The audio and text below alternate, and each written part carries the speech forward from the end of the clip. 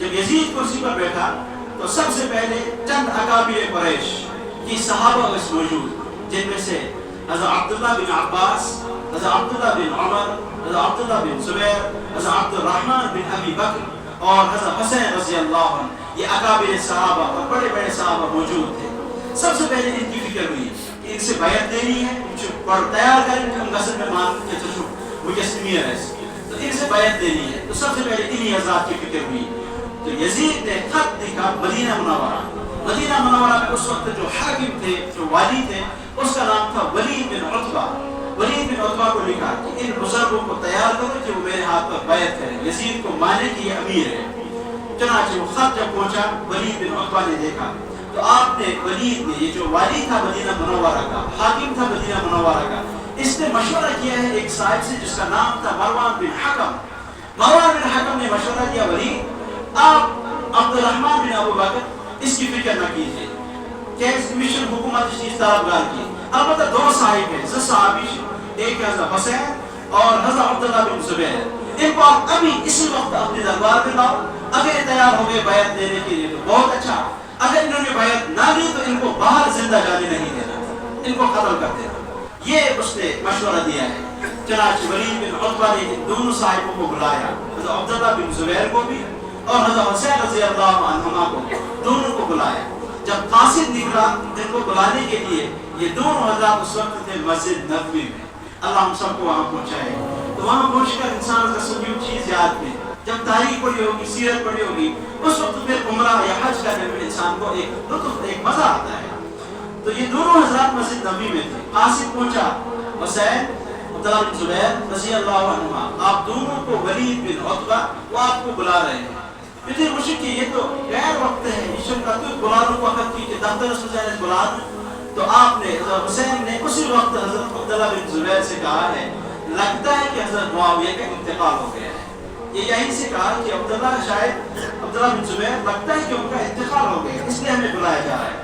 آپ دونوں صاحب چلے ان کے پاس، اور حضرت حسین چند افراد کو ساتھ لے کر تمام یہ نیبری کا، اگر اندر کی شور ہو تو پھر آپ اندر چلے آنا، اگر شور نہیں ہوا تو آپ باہر ہی رہنا۔ دونوں صاحب اندر پہنچے۔ ولید بن عتبہ نے سب سے پہلے حضرت حسین کو خبر دی ہے کہ حضرت معاویہ رضی اللہ عنہ کا انتقال ہو گیا۔ تو حضرت حسین رضی اللہ عنہ نے انا للہ و انا الیہ راجعون یہ الفاظ پڑھے اور اس کے بعد دعائے رحمت ان کے لیے کی۔ اب اس کے بعد ولید بن عتبہ نے اچھی بات کو، اپنی بات کہی کہ یزید کے ہاتھ پر آپ بیعت کرو گے یا نہیں، ان کو آپ امیر مانو گے یا نہیں۔ جو ہی یہ بات کہی تو حضرت حسین نے ایک ہوشیار اچھا جواب دیا ہے، کہا کہ میں تو ایک ایسا شخص ہوں، ایسا صحابی ہوں کہ سب کے اختیار کو بیعت دے تو مجھ سے ہو نہیں سکتا ہے۔ تمام لوگ ان قدر جمع، جب سارے لوگ جمع ہو جائیں کہ جو ان کی رائے ہوگی وہ میں بھی کروں گا۔ عبداللہ بن زبیر سے کہا کہ آپ کی کیا رائے ہے، آپ یزید کو مانتے ہو، اس کی بیعت کرو گے؟ تو حضرت عبداللہ بن زبیر نے کہا ابھی تو نہیں، مجھے ایک رات کی مہلت دو، میں سوچتا ہوں، اس کے بعد کوئی مشورہ لوں گا۔ بہرحال دونوں صاحب باہر نکلے اور رات کے وقت تھا۔ عبداللہ بن زبیر رضی اللہ عنہ راتوں رات اپنے گھر والوں سے مشورہ کر کے، اپنے خاندان سے مشورہ کر کے، اجازت دے کر مکہ مکرمہ تشریف لے گئے۔ ولید بن عتبہ جو والی تھا، جو حاکم تھا مدینہ منورہ کا، اس کو پتہ چلا کہ عبداللہ بن زبیر تو مکہ چلے گئے، راتوں رات اپنا فوج ان کے پیچھے بھیج دیا۔ لیکن وہ ایک غیر معروف راستے سے، ایسے راستے سے چلے گئے تھے، اس مشہور بات اس کی، ایک مشہور سڑک نہیں تھی جہاں سے لوگ جاتے تھے مکہ، تو ایک غیر معروف راستے، ایسے راستے سے جو لوگوں کو بھی معلوم نہیں تھا، وہاں سے چلے گئے۔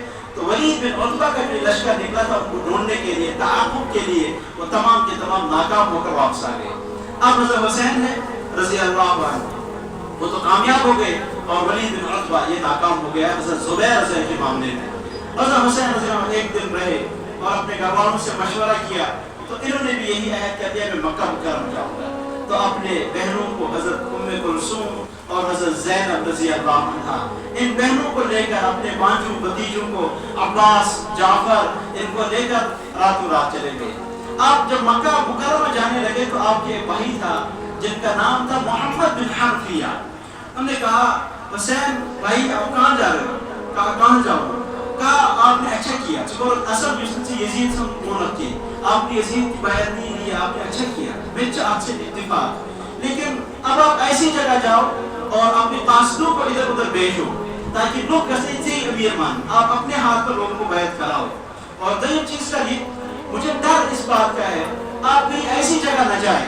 حسین میرے بھائی یہ کون کہہ رہے محمد بن حنفیہ حسین میرے بھائی آپ کہیں ایسی جگہ نہ جانا. اس بات کا مجھے ڈر ہے کہ دو جماعتیں وہاں ہو جائیں ایک آپ کے خلاف ہو ایک آپ کی مددگار ہو اور پھر آپ کا خون بہایا جائے اور آپ کو اپنے بچوں اور اپنے رشتہ داروں اور اپنے بہنوں کے سامنے رسوا کیا جائے. ایسی جگہ آپ نہ جانا. تو حسین نے کہا بھائی پھر میں کہاں جاؤں؟ کہا مکہ مکرمہ کا قصد کرو. آپ مکہ مکرمہ جاؤ مکہ مکرمہ قیام کرو. وہاں کے لوگ آپ کے ساتھ ہیں وہاں بنو قریش ہے بنو ہاشم ہے وہ لوگ آپ کا ساتھ دیں گے. چنانچہ آپ نے کہا ٹھیک ہے بھائی میں یہاں سے جاتا ہوں. آپ یہاں سے نکلے اور مکہ مکرمہ پہنچے. مکہ مکرمہ آپ جب پہنچے تو یہ حج کا مہینہ تھا. حج کے ایام ہی چل رہے تھے شوال ذی قعدہ اور ذی الحجہ یہ مہینے تو حج کے مہینے ہیں. اسی مہینے میں آپ وہاں پہنچے تو بہت دور سے لوگ آئے تھے. کوفہ کے لوگ بھی بصرہ کے لوگ بھی عراق شام فلسطین اردن یہ تمام لوگ حج کے لیے آئے تھے. جب انہوں نے دیکھا کہ حضرت حسین آئے ہیں تو راتوں رات کبھی رات میں ان کے پاس آتے ہیں کبھی دن میں آتے ہیں. اور وہ جو صحابی پہلے گئے تھے وہ کون تھے؟ حضرت عبداللہ بن زبیر رضی اللہ عنہ. یہ بھی اب مکہ میں ہیں تو انہوں نے خانہ کعبہ میں ایک جگہ لی ہے جہاں پہ اللہ کی عبادت کرتے تھے. سجدہ رکوع کہیں قیام کہیں تلاوت اور پھر خانہ کعبہ آتش طواف بھی کرا. منسا رات کے دن میں کبھی حضرت حسین کے پاس جاتے ہیں اور ان کے مشوروں میں شریک ہوتے ہیں. آپ سے مشورہ کرتے ہیں آپ کیا کریں. یہاں حضرت حسین اب جب یہاں مکہ مکرمہ آئے کوفہ کے بہت لوگ یہاں تھے تو کوفہ کے لوگ آپ کے پاس آنے لگے. حضرت اگر آپ چاہیں تو